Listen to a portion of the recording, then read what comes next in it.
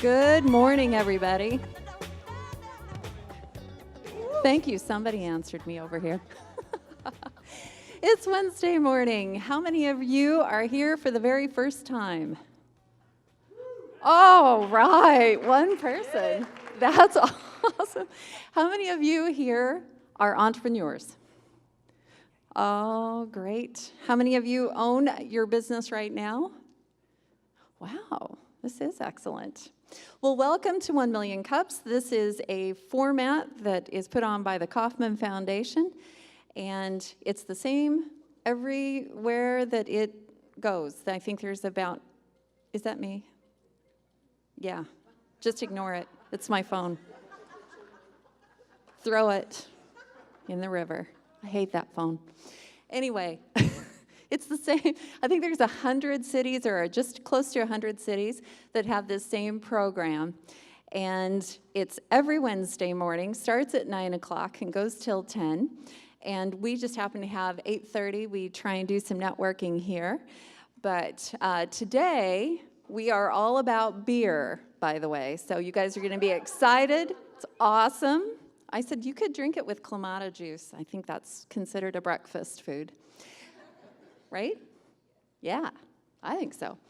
All right. So I will introduce you to the organizers over here. Philip's not here today. He's somewhere else. Craig's here. Oh, there's Craig. And Jennifer, me, Deborah, and Jonathan Putman. And then Devin is here somewhere, I think, and there he is. He is an original, and so is Sterling in the front row. And thanks so much to them because, yeah, pay attention, because they brought this really incredible program here. We would like to thank our community sponsors. We have Brick and Mortar Coffee. I hope everybody got your coffee this morning and you're all caffeinated and ready to go, paying attention. Database Systems have awesome computers out there so that you can register and make sure that you're on our email. Springfield Art Museum for this terrific space that we are in. It's always awesome. I always feel like I'm doing a TED Talk while I'm up here. And Spark Events, they are the best, I have to say. These are ways that you can connect with us. I'm terrible about connecting, but I'm pretty sure that the rest of you are probably pretty good at it. So Facebook, Twitter, Million Cup Springfield, and we have the refill station as well. Make a note or take a picture of that because that's the ways to connect with us. Am I done now? Oh, good. So our two presenters today are going to be Sparrow and also Brew for my do. And so just so I don't spoil the excitement of what Sparrow is, other than it's beer. All right, Jonathan.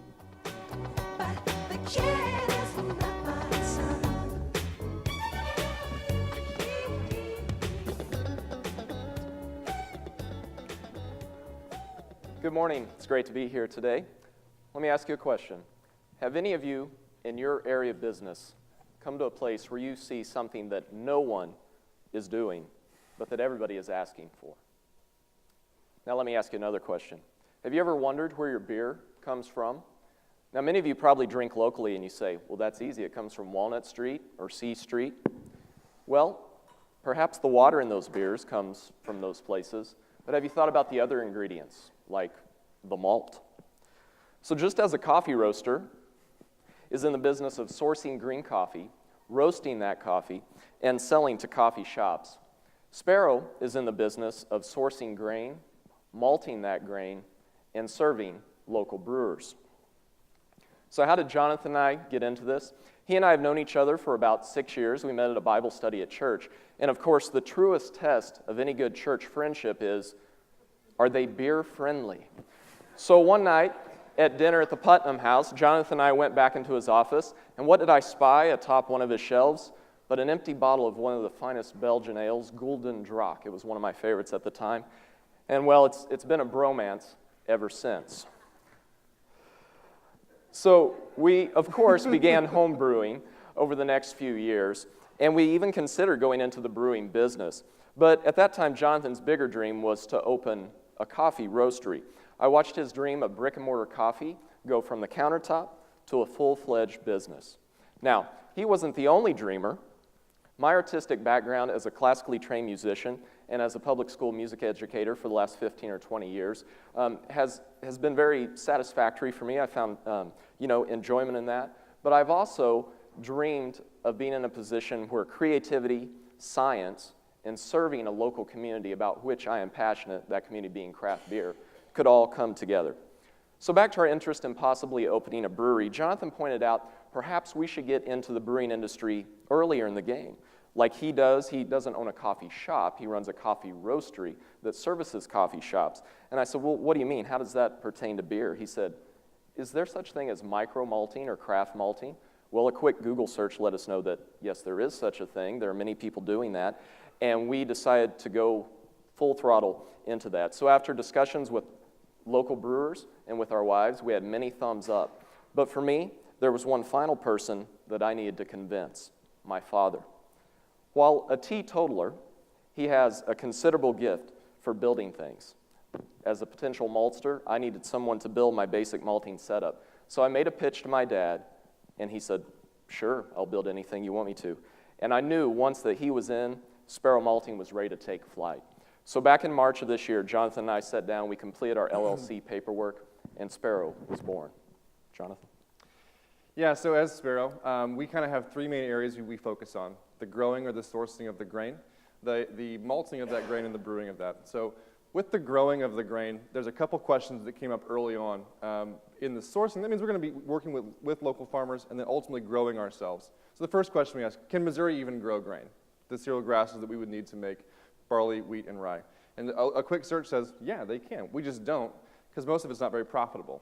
So a lot of the farmers we're looking to work with, we hope to reinvigorate the cultivation of barley, wheat, and rye in Missouri through sustainable practices, offering a kind of transparency for the sourcing of those ingredients, and hopefully improving the overall economy of Missouri by encouraging higher prices for those cereal grains. We are right now looking for local farmers. So if you know a farmer who's interested, got some land, got 10 acres to spare to grow some barley, that's who we need to talk to. A typical asking price for barley is between 5 and 10 cents per pound, and that's something we're looking at building contracts around for this coming fall, for the planting season. As we look forward to growing our own, we are looking for land ourselves. We've been working with Drake from Sustainable by Nature. If you guys know him, he's been around 1 million cups for a long time. But we're looking for no-till permaculture practices, organic farming practices, to pay an even higher price than that 5 to 10 cent per pound, and give a higher quality product that's only available locally. And then ultimately growing into a destination malt house. So you can look out at that field and say, this beer was grown right here. And that's to be a cool moment.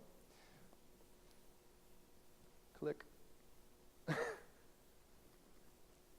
Did you select this slide so I can click it? Something's not working right. There we go.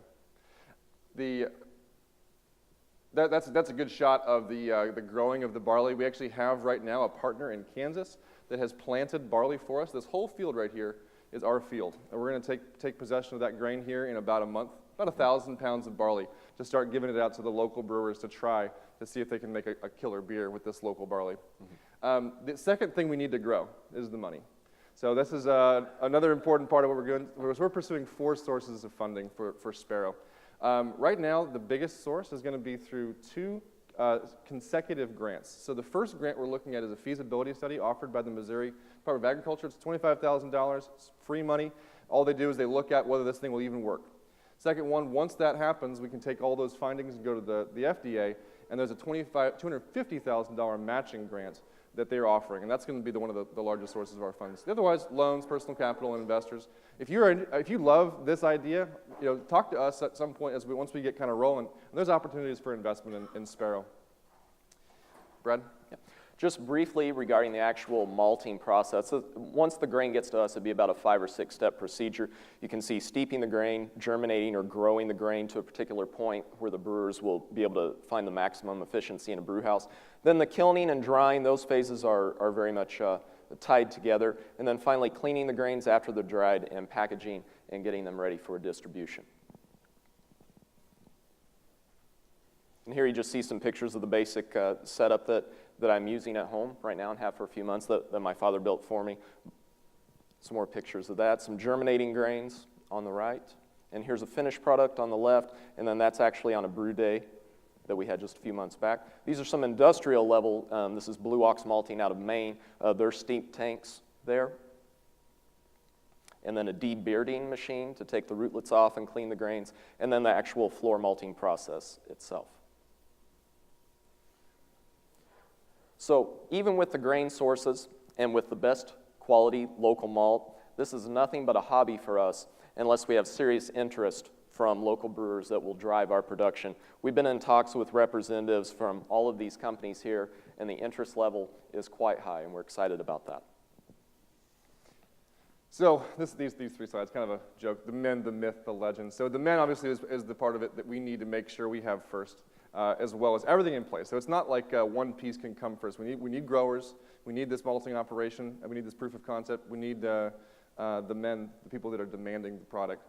As we go forward, we kind of want to build this mythos around Sparrow, much like the way we grew brick and mortar, through a very much grassroots, telling the story, social media campaign. That working with right now with key social media partners, some of the people that are in the malt world.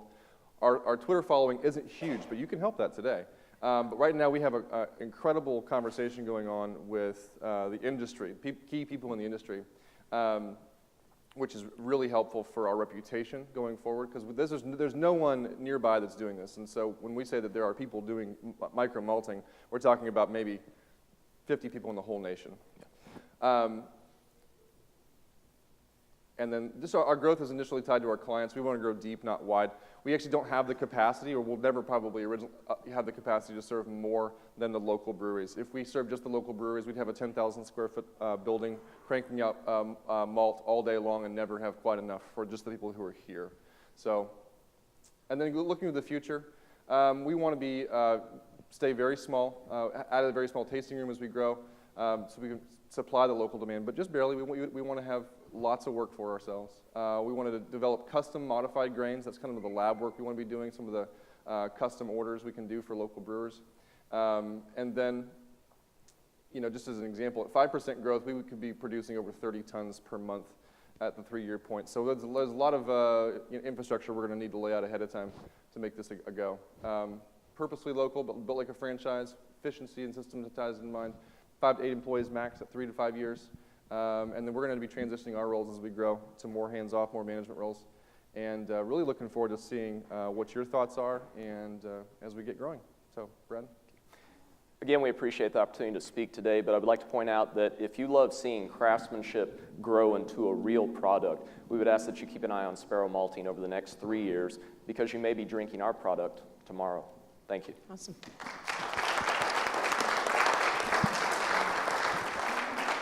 Brad and Jonathan, thanks so much. We're going to take questions now. If you have any questions for them, raise your hand, and then Lindana and I will be walking around and we'll hand out mics. Excuse me, ladies. Question. You guys turn this down just a little. We've got one coming up over here.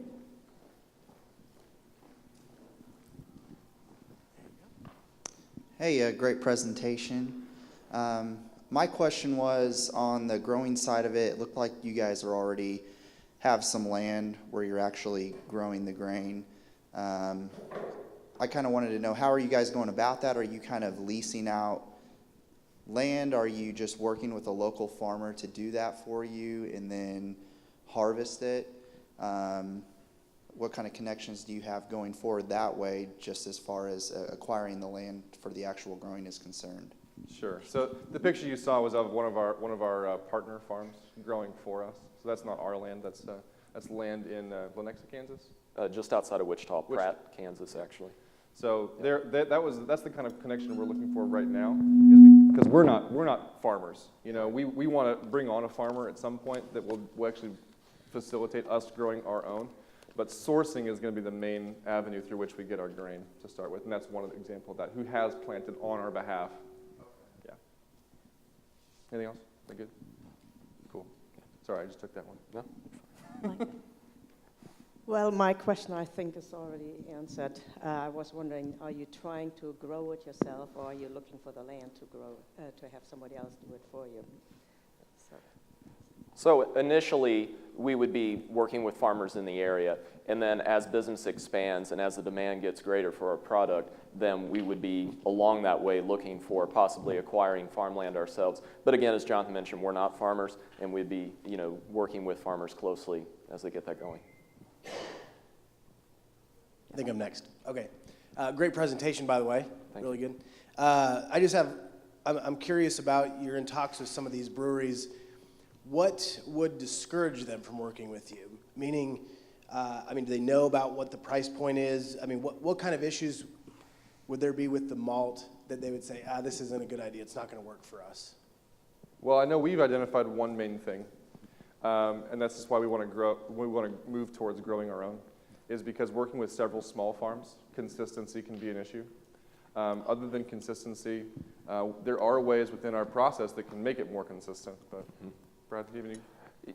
Yeah, one of the main things, let me iterate something that Brian Durham, the owner of Piney River Brewing, pointed out to us. He said that if all of the major breweries, so the 4 or 5 in Springfield plus maybe Flyaway and a couple of others in North Arkansas, if each of those breweries worked with us to just have our product in one, even just one seasonal line beer per year, he said we would not be able to keep up with our demand of that. So that's a great question. Certainly the consistency that Brewco and Mothers and those guys get when they're in contract for pale malt, for example, that you see in their big silos with companies like RAR and Breeze and some of these industrial strength maltsters in the country. That level of consistency, because they can grow 1,000 acres at a time and run it through the same system that they've been doing for years. But I think where we can get is a price point that's competitive, even with those big bulk sales, but then they'll still be able to stamp a quality local product. And our big thing is kind of, for both of us, is we don't want to be local just for the sake of being local. If it's local malt and it's not good, the brewers won't use it. So that's something that I know I'm discerning my taste quite literally by chewing individual grains as we go throughout this process. And it's kind of nice that we're getting in on this floor as kind of being the first in this area to attempt this, because we can work with Ashton Lewis and those guys and say, well, what is it you're looking for? What kind of taste? And if that pushes us even into the area of using indigenous Missouri hardwood, so we can do some smoked malts that you can only do in Missouri, things like that. So we really feel we can find the niche along those lines. Great question. Thank you. Right there. So you were talking about doing 5 to 10 cents per pound. I was wondering, how does that translate into acreage or amount of land that a farmer's looking to do? I know you want to make it profitable for the farmer to work with you. I'm just wondering how much land that they're really going to be needing to set aside and how much they can grow on a piece of land. Do you remember the numbers? The Yeah, pounds so per acre? approximately that, and maybe we misrepresented that, the 5 to 10 cents, that is basically like commodity price per pound of seed barley. So about a bushel of barley, that field that you saw covered, that's an acre, it's going to yield about 1,000 pounds of barley. That's basically 1 bushel or 1.5 bushels planted in that. Okay, so if you extrapolate that out, if we're able to give the farmer, like if here's your seed price for this, we're able to pay you this much, 15 cents, 20 cents, and then eventually sell to brewers for a price point of around 80 cents to $1 per pound. Does that answer your question about how that kind of would build up that way so that's profitable for the farmer, for us, but yet within the price point that the brew houses are looking for? Hey guys, great presentation. Thank you. Seriously, the talent that we consistently see here, it just astounds me every time. But my question for you is, and I know John, you do coffee, you have a roasting business and all that. Single origins in coffee are a desirable product in some way. Is there any sort of demand for single origin barley for beer brewing? Certainly. Yeah, one of the most famous strains, there are various strains of barley. One of the most famous ones is called Maris Otter, 2-row barley. There's lots of different kinds of barley. The 2-row just means there's 2 grains per head. 6-row, there's 6 grains per head of barley. There's lots of genetic variation within them, and we will probably be putting out genetically specific single origin malted grains. Sure. Definitely an avenue, yeah. And when you're dealing, if we look in the wine industry, people talk about the terroir all the time, about, okay, this type of grape grown here versus the exact same type of grape grown in a different climate, different altitude, et cetera. There are differences there based on climate and all those sorts of things. In terms of barley production, I think those things are still being investigated as, what is 2-row barley like that's grown in Kansas versus that grown in Montana versus grown in Bavaria. So I'm not sure if we got to the point of your question. I mean, there are variations, and of course, a lot of the malting and kilning process itself is what drives the different tastes that you're going to get from even a single varietal. I'll just tag on that. Very much like coffee roasting in the sense that like coffee beans come from, there's 12 factors that determine what makes the seed of the coffee cherry unique. But then most of the work is done through the roasting process, much in the same way as malting. Oh yeah.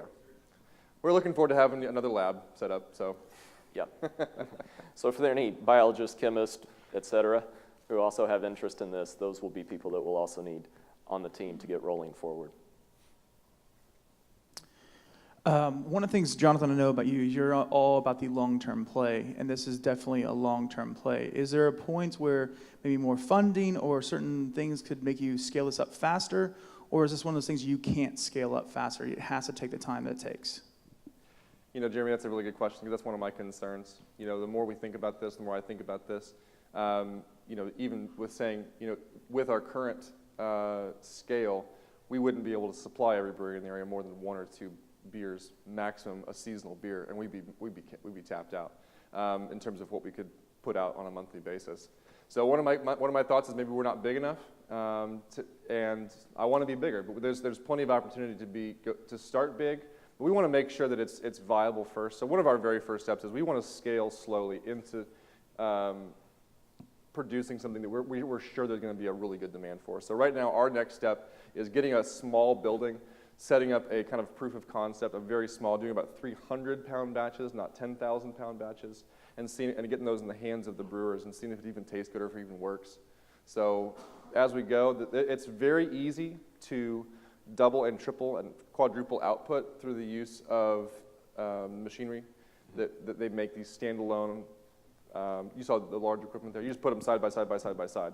Add square footage, and you just keep adding those, and you can keep making more. Good? Yeah, that's good. Sweet. So if you were to scale up, where would be your next area once you saturate the Springfield area? And when I say, and so scaling, sorry, I keep jumping there. That's fine. The last slide I have on there, we don't want to grow wide, we want to grow deep here. So rather than looking for new geographical areas to serve, we want to better serve and more completely serve the breweries here. So like we talked about, 10,000 pounds a month is one seasonal beer at each brewery. Now, I would love to take over every single one of their beers, and they have no beer that's not Sparrow malt. And by doing that, that's 10 years of scaling right there to take over every beer that's done in the Ozark region. That make sense? So do you know how many acres that you would need of barley? I know it's going to vary on the harvest season, but approximately minimum, maximum, how many acres it would take to do that? We are looking at about 400 to 500 acres. Wow. Probably in that first period.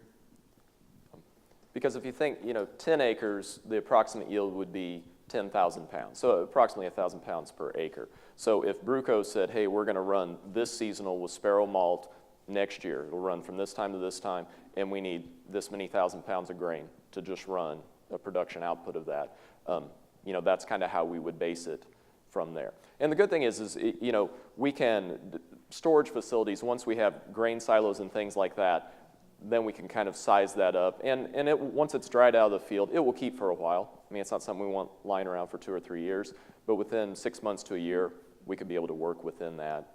So, it's kind of the hurry up and wait thing, like watching grass grow, because literally that's what you're doing. So, and you never know what the harvest is going to be. So if, a year from now, there are 10 farmers in the Ozarks who are getting ready to harvest, well, it could be 2 or 3 or more of those crops didn't go. So that's kind of why we need, some strength in numbers on that. Hi there. I wanted to thank you for the presentation. It's great. I think it's an ambitious project that strikes a lot of things with me. I've, in the past, worked with a business that was actively involved with, local sourcing for construction to helping local farmers and so on and so forth. But one of the things in running that business that I learned, especially in the early years, is that, frankly, cash is king. I mean, you've got to have it to go. And in your presentation, one of the things that struck me, and not knowing anything about malting, but I've seen pictures of malting before, is that that that building is, did you say 10,000 square feet? That would be at the high end right give now. or take? In the Okay. intermediate, about 2,000 Well, to my 4,000. question is, it looked like there's a, 12, 15 foot ceiling, and if you can just spread the grain do you have to have that much volume to malt, or can you take, can you cut your fixed overhead in terms of malting space by adding maybe like a 6 foot tier halfway up and continuing to malt and cutting your rent? There are lots of ways you can approach that from just a going vertical, approach. What you saw in that picture was the floor malting. Okay. That's one of the most limiting factors for space, but that's where most of the space demand is from. But they do make machines that do that process all inside of a vessel, an all-in-one steep germination and kiln vessel. Okay. And that's one way. If we get into a place where we're needing to floor malt 30 tons, we're going to have to do machinery-based, Okay. things like that. Yeah. All right, thank you. You bet. So we like to wrap this up by asking, what can we as a community do to help you? Well, we've touched on a lot of those things. Guys, we really covet your advice. I think every single one of these guys in the room, I know I've talked to you at one point or another. You're all, in your own way, way smarter than us on a lot of different things, and we want to keep getting that feedback from you. We are looking for land, we're looking for farmers, and we're looking for a building. Chemists, sociologists. Yeah, in the immediacy, in the next few months, it would be ideal if by September 1, we were able to be in a building of even, 1,500 to 4,000 square feet, and we'd be able to upscale the equipment through some, some capital, personal capital that we have to get us toward that point. But also talking to farmers, because if we wait much longer than about that September 1 time, they're already going to have, in fact, many of them, of course, already do have things plotted out for what they're going to overwinter and harvest next summer. So fairly time conscious on that. And we're looking for about 5,000 pounds of grain for this next harvest cycle, so looking for a lot of farmers to chip in. Thank you. Okay. Thank you. Thanks, you guys.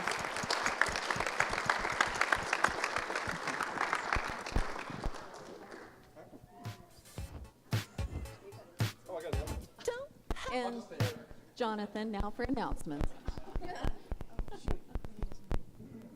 Well, thank you so much for listening to that. Good job, Brad. Thank you. It's a little weird, isn't it? Sorry. So we got a couple things going on. Tyler Moles let us know the 31st annual bowl for kids' sake, Big Brothers Big Sisters of the Ozarks. They are starting in July. They're looking for registration now for that. If you have any questions about the event, you can go to bigbro.com/bowl, or you can contact Tyler Moles. He's a really nice guy if you don't know him. That's good. Refine M, these are their announcements. NK, are you here? Oh, close enough. They have their Ozarks Regional Agile User Group Friday, July 8th from 12 to 1 at the E-Factory. Cost is free, so that'd be a great time if you haven't gone to one of these to check that out. You can snap a picture of that link. Advanced Techniques in Stakeholder Management. Yeah, that sounds whew. Okay, July 12th, 9 to 1. If you're needing advanced techniques in stakeholder management, I want to talk to you about that afterwards, because I don't even know what that means. So, okay. $195. Okay. So the E-Factory, we mentioned this last couple times. Brian Kincaid has been talking about this. They've been awarded $75,000 in tax credits. So if you've got some money you need to get rid of, this would be a great place to do it. Contributions to the E-Factory can be made in exchange for state tax credits. Great deal. Find out more or contact Brian Kincaid at MissouriState.edu. We missed this announcement a couple weeks ago, but Scholar Prep is a college and scholarship planning essentials course.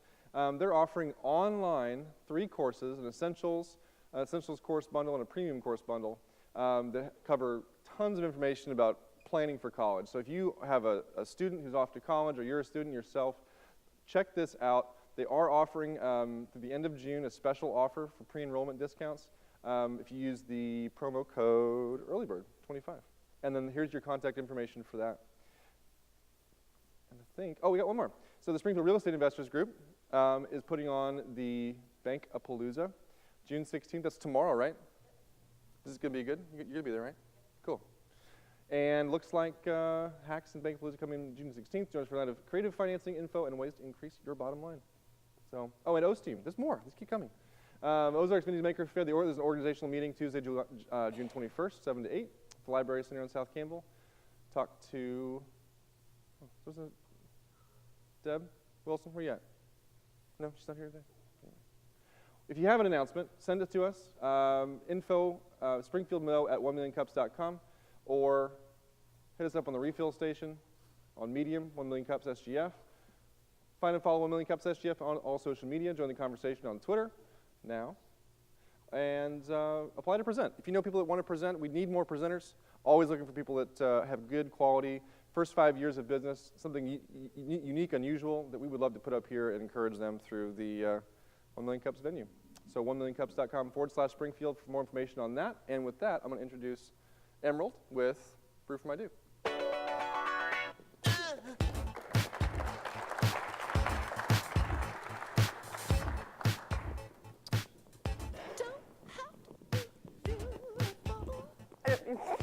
Sure, there we go. Okay, like he said, my name's Emerald, and my husband Tyler is over there getting mic'd up, I believe. And today we're going to talk to you about the benefits of buying your hair a drink. All right, so first of all, we're going to go through some of the history. It is 1944, and the beer is in the fridge. Can't really see all your faces, but some of you might be of the generation where this could have been a beer you were drinking. Maybe, maybe. All right, and now we're going to meet Grandma. This is my grandma. It's still 1944. She is 19 years old, and she has a very unique way of keeping her hair well-maintained, shiny, strong, and just all around lovely. Okay, we're going to zoom into fast forward to 1970, and Grandma just applied her 1,500th, about that. She did her hair once a week.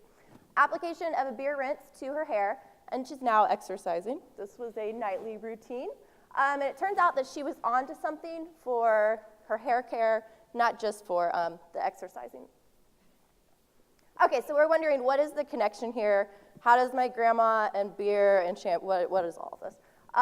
All right, so raise your hand if you've heard of Startup Week in Springfield, or just Startup Weekend. Okay, cool. So I believe it was November? Yes, okay. November, Tyler and I were asked to come and participate in Startup Weekend. This was the second one. And so I had a couple of days to think about what my pitch would be when I got there. And I couldn't really think of anything that I was just like really loving. And so I went ahead and was doing my hair, and I did a beer rinse, and I was like, oh, I've got it, Brew for My Do. So that's my grandma and I. I am right around 21 years old there, so it was legal for me to put the beer in my hair. And then there we got the beer. So all of these put together equals Brew for My Do. All right, so we're talking about damaged hair. Every day we are damaging our hair just from simply washing it. The water dries it out. The environment, the sun's kind of hard on your hair. And a lot of things we do to make our hair pretty. Curling irons, straighteners, all these things are very damaging for your hair. But there is a way to help your hair. And that's buy your hair a drink. All right, so beer is packed full of yummy goodness for not just your tummy. Okay, all the things in beer, well, not all of them, but a lot of the components of beer, from the honey, hops, fruits, proteins, it's all really good for your lovely locks. All right, now we're going to go back and talk about like what we've done so far. So like I said, it started kind of at Startup Weekend. My grandma was she had the idea of the beer rinse for your hair. She's a very classy lady, but I thought it could be a little bit classier than just taking a beer in the shower and pouring it on your head. So at first we started with a hair tonic because it was really simple to make. It was just beer, oil, rosemary, and water. People liked the rinse at Startup Weekend, but we knew we could do better. So we teamed up with a brilliant chemist and began the process of fermenting the product, securing the patent, it's patent pending, and created an awesome shampoo. Okay, so continuing on, the shampoo is made like beer, so it's brewed with some hops. There's natural ingredients such as honey. I think we're thinking about blueberries here for our next batch. And then currently, our batch, I think that you guys are getting today, has a little bit of orange, notes of orange. All right, so you can't rush perfection. The mixture undergoes a 6-week fermentation process, and that is to make sure that it is the best product that we can provide for you. So what really happens during this fermentation process? Just like different beers and wine, there's coenzymes that are getting created. And these coenzymes are really great for your hair. They add luster, they improve the quality, helps control your dry scalp, and all those enzymes and proteins and vitamins are just really great for the individual strands of your hair. It removes oil, it adds shine and volume, and it also makes it very manageable. In the end, it's just really strengthens your hair, makes it really easy to work with. We have a ton of people that tell us their hair feels cleaner, it's a lot easier to manage, and there's volume and all these great benefits that they've actually had from using the shampoo. And it's not just for ladies, it's for guys.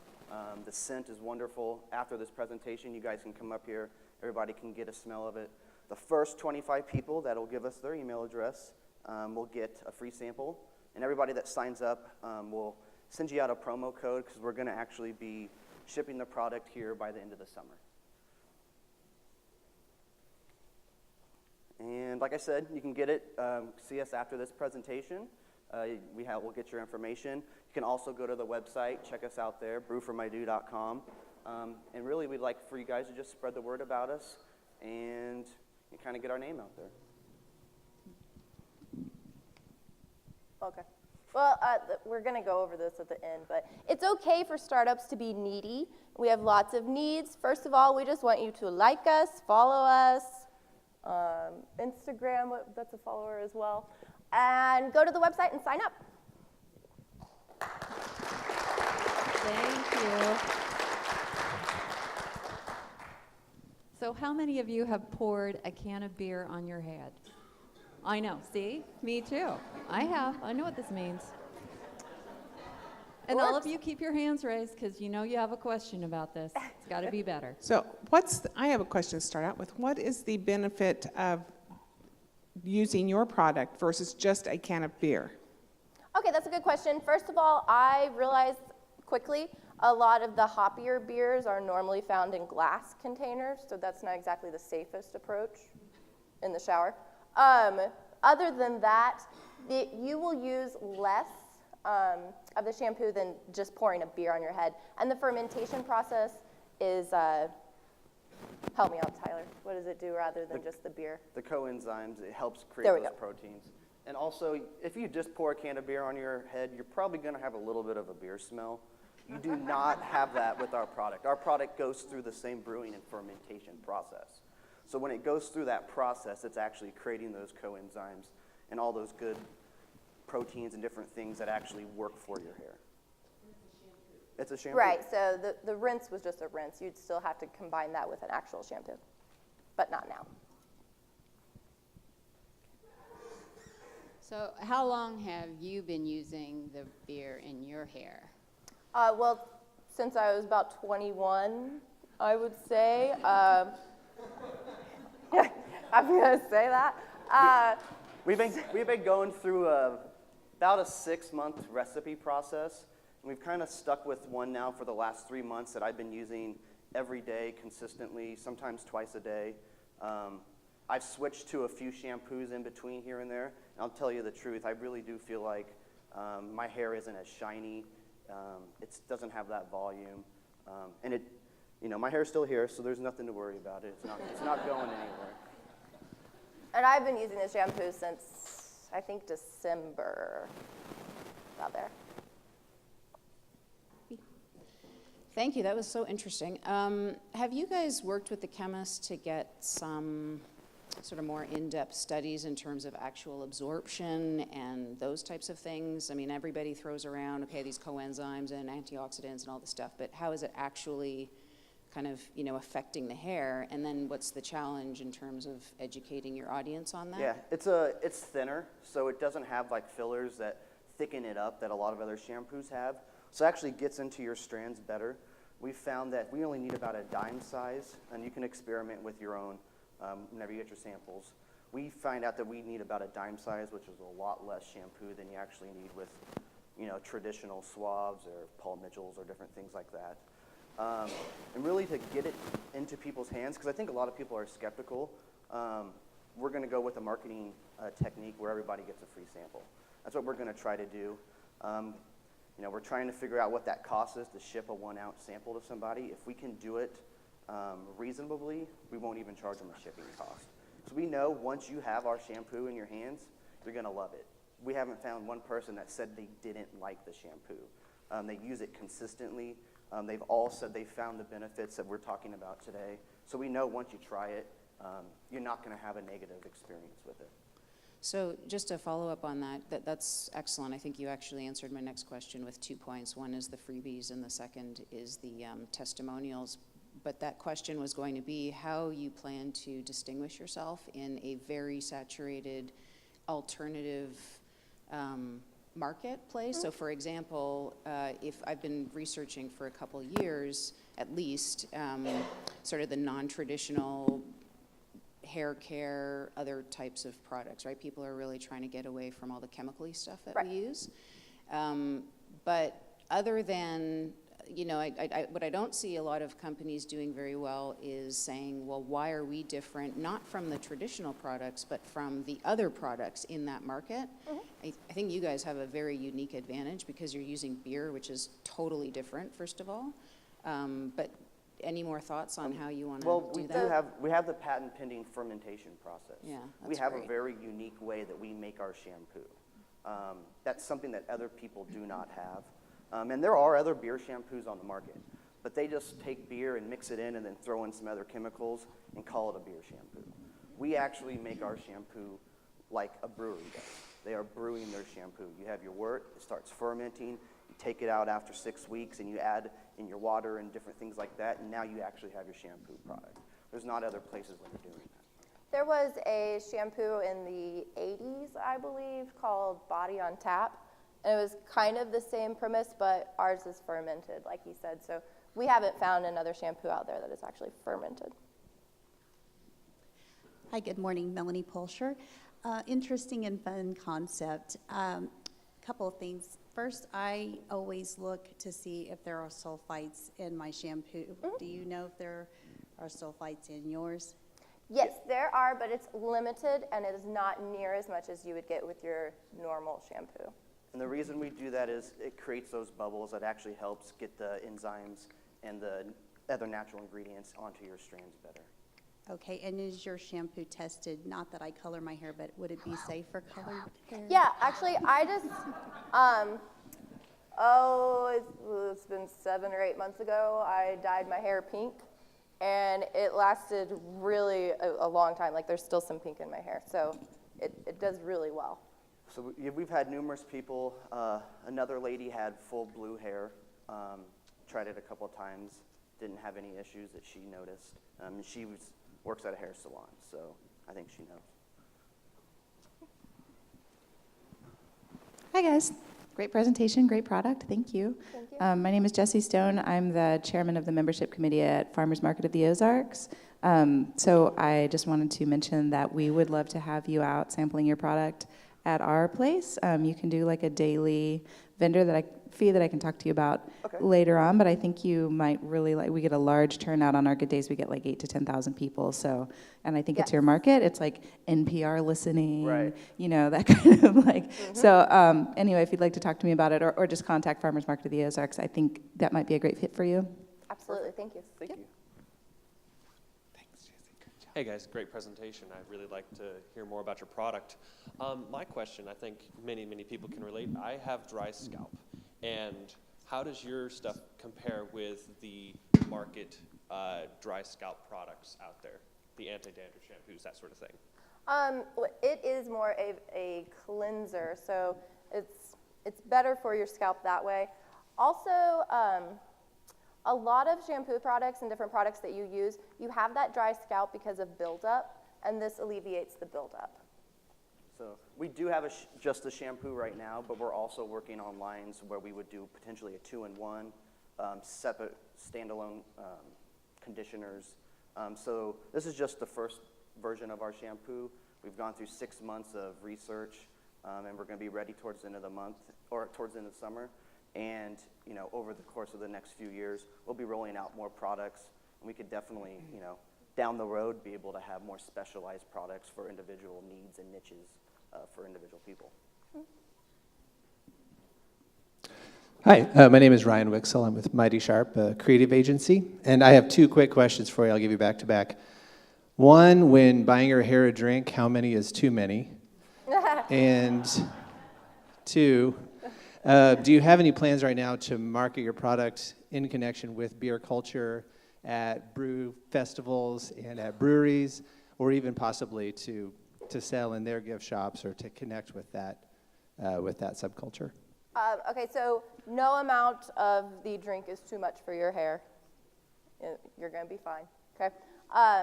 The second part was, yes, we do want to permeate the beer culture scene, basically. We have worked with Mother's Brewing Company when we first started out because we were actually using beer. So Jeff was supplying that to us. Really awesome, but we don't really need the beer anymore because we've switched to the hops and different essential ingredients. But he would still be open to wholesaling it at his facility and, welcoming us to the Mother's Day Festival and things like that. And there's also opportunities for us to partner with those breweries, take some of their raw ingredients to put it in when we brew the shampoo so that there's actually a Mother's branded or a Brew Co. branded or a Boulevard up in Kansas City branded shampoo. We know a lady that is out of Kansas City that was just down here, Dog Paws. Beer Paws. Yeah, Beer Paws. And she's been a great source of information for us. She has partnerships with breweries all across the country, and she totally said she'd give us some help and different things like that. So we're excited for those opportunities. Is there a dog beer shampoo that works? Yes. We've talked to her about that, and she's highly excited for us to be able to do something like that. Hi, I'm Micah Ayton. I'm the artist in this area, I believe. It sounds like your ingredients are all great natural ingredients, and I like that idea, and it seems to be a great trend right now to go natural. And the next thing is it organic also? Not at this time. Right now we're just starting up, we're bootstrapping. We're trying to do this, get a product, get that MVP out there, and we've had 50 plus people try this shampoo and they're loving it. So I think there's opportunities, as we grow and mature to figure out ways that we could potentially get that label. We'll find, when those, we cross those bridges. I'm curious about pricing. I'm not familiar with the shampoo market as far as what brands cost what and what the quantity is, but you guys, I'm sure, know. How does your product compare as far as pricing to a common shampoo, kind of a mid-level, I guess you would say? How does the pricing compare? Definitely. So for me, I've been using an 8-ounce shampoo every day for the last 3 months, and I still have supply left. We're thinking about a price structure of around $18.99 for a 12-ounce bottle, which puts us right about in line with other beer shampoos that are out on the market. But you got to keep in mind, it takes a lot less of our shampoo as opposed to the other shampoos because they have extra water and thicker fillers in there that just are basically taking up space. Ours is very concentrated, so you need less amounts of that shampoo to do it. That's why 8 ounces for me over the course of 90 days plus, and I still have probably about 2 ounces left. All right, so my question is how does the beer nutrition differ from like your tea tree oils and the different oils that you get in your traditional, not traditional, but the other shampoos? How does the nutritional value of it differ?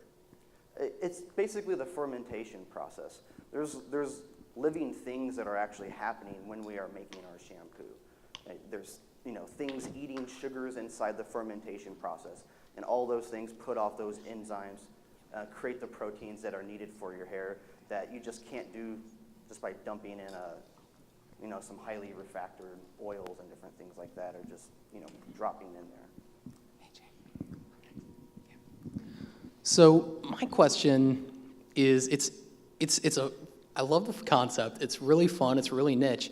But why beer? And like a couple other people have been asking, those nutritional benefits and all that. What would make somebody purchase a beer shampoo over a different one? Because it is a very competitive market, and I think standing out is going to be a challenge.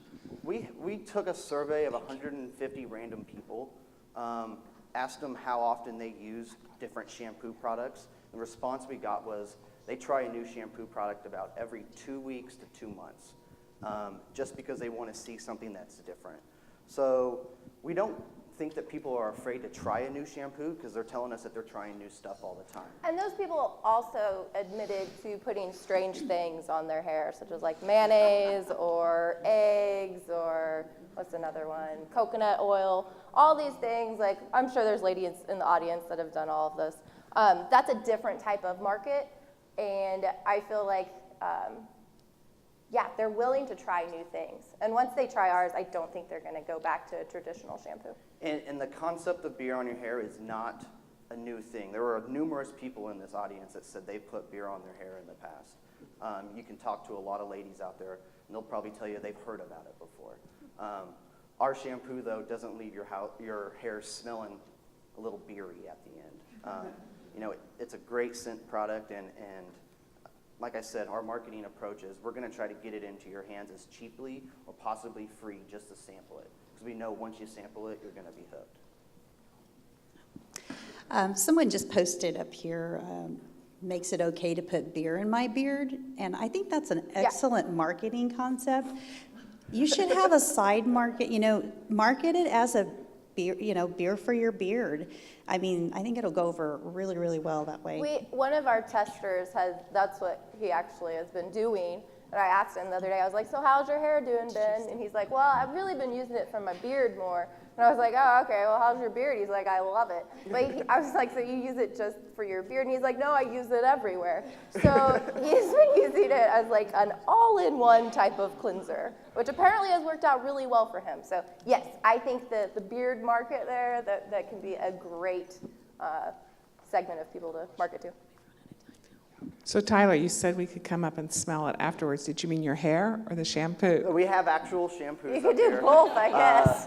We have 25 little 1-ounce samples that we're going to give away. So the first 25 people to come up here, give us their name and email. We'll give you the sample. Just go ahead and give us your name and email anyways, because we're going to send out special discounts just to 1 million cups visitors so that you can get the product at a discount when we launch here by the end of the summer. And our samples are garnished with a hops cone and love. So you're all going to love it. All right, you two, as we always ask, what can we as a community do for you? We're going through the kind of labeling and packaging stage. So if there's anybody that has experience with designing product labels, we could definitely help with that.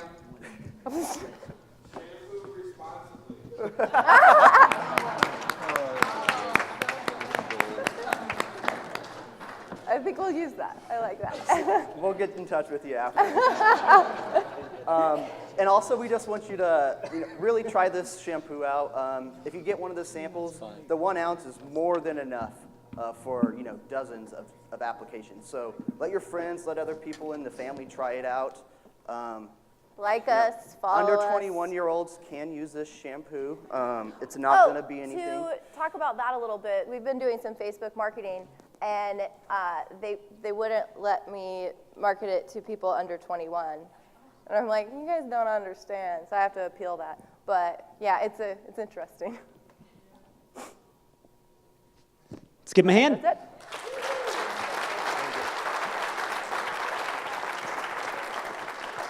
Married less than a year, this is the ultimate sign of whether the marriage is going to work out or not if you start drinking your shampoo during the low moments.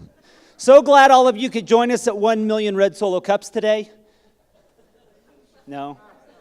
It'll take you a while. You'll get it later. You'll get it later. Life is a journey, isn't it? Here's how the presenters came to what they came to. Grandma-inspired beer shampoo. and a bromance started at church for a malting company. You know why you take two friends from church fishing? You take one, they'll drink all your beer. You take two, they won't drink any of it. That's all I got. I have nothing else. We have a couple of announcements we want to make sure that did not get overlooked. You should see around your seat or somewhere, look for this right here. Create, cultivate, and celebrate your business relationships. This is LaDonna Greiner, 21 Reasons to Say Thank You, consultant, along with coaching team Deborah Troger. Thursday, June 23rd, 8 to 11:30 at Jimmy's Egg on South Campbell. The cost, if you register by today or through tomorrow, is $59. After that, it goes up to $75. Limited seating. Get registered. It's going to be a great workshop. And then also with database systems, rank in Google, SEO that works. It is going to be Thursday, June 23rd, 9:30 to 4:30. Lunch is on your own that day. The cost is $195. It's limited to 10 seats. If you have any question, talk to Lisa with Database Systems up here in the front. She'll be in the back handing out the flyers. As always, it's great to see you. We are not the ones that lead the entrepreneurial community. We are just committed to help grow it, and you are the entrepreneurial community. So we want to say thank you so much for what you do on a consistent basis, showing up here week after week. In the summer, we know that you have a lot of other activities, vacations, kids are out of school, schedule changes, you come. It's so great to see all of you. Make sure you invite your friends, your coworkers, those in business, those that want to be in business. Again, a special thank you to the Art Museum. If you have not toured the Art Museum, at the end of 1 Million Cups, it is open. Go enjoy yourself. Have a great time. Spark Events. Bryce and team, you guys just rock it out every week. You guys do a great job. These guys have an ongoing open house that they invite you to, so watch on social media, follow them. Spark Events on all social media, Brick and Mortar Coffee. As always, Jonathan, very good. And then all of you that are our community partners, we love being partners with you. Thank you so much. If you want to present, or you know somebody that would make a great presentation, our focus is always non-franchise within the first 5 years. But if you don't know if you qualify, get a hold of us on social media, put your application in. I'll follow up with you personally. Great to see you. Say hi to the people around you. Go grab another cup of coffee. See you next Wednesday.